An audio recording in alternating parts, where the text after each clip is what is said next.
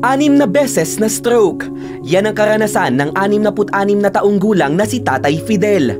Mahina na ang mga binti ni Tatay at hindi na niya magawang maglakad ng maayos nang hindi kumakapit sa kanyang saklay. Gusto kong makalakad uli.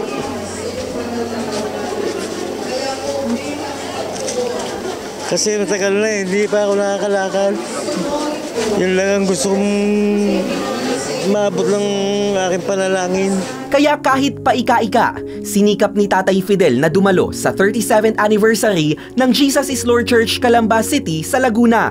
Ang kanyang panalangin, maranasan niya ang isang remarkable revival. Ayon kay JIL Calamba City at Laguna Provincial Pastor Virgie Hernandez, in the past marami nang ginawang great things, wonderful things ang ating Panginoon. Pero lalagpasan yun ng Panginoon sa mga susunod na taon.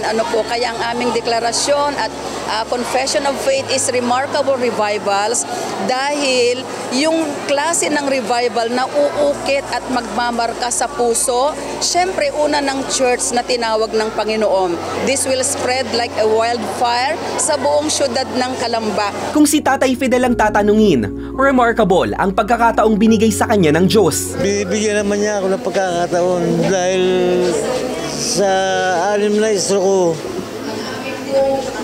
talagang may buhay pa rin ako. Inihiling ko sa kanya na sana bigyan niya ako ng pagkakataon na makakasama ko ang aking asawa sa church.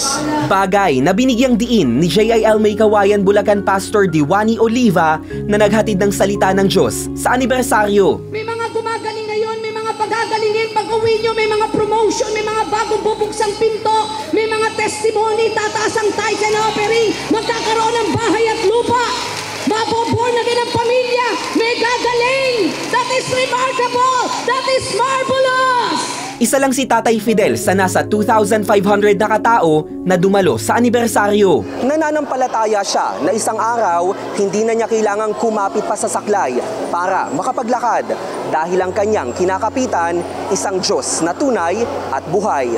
Jomar Villanueva, Newslight.